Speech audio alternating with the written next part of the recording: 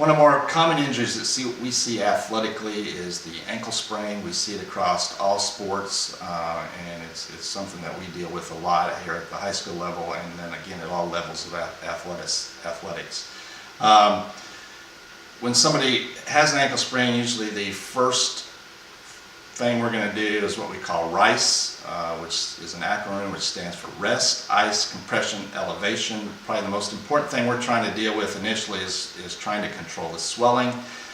Rest can take on many factors. It may just mean resting from running. It could mean we need to have you on crutches or in a boot for a while and get completely non-weight bearing and really let that thing rest depending on the severity. We use ice, which again will help slow blood flow to the area, which will help reduce swelling, as will compression, and then we can elevate a little bit, which again, trying to control that swelling initially.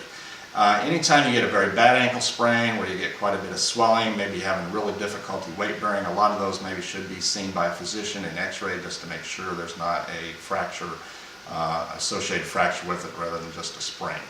As we progress with the athlete, we're going to gradually we'll start treatment. Initially that will be mainly cold treatment. We'll gradually work into heat as they get a little bit better and a little bit further down the road.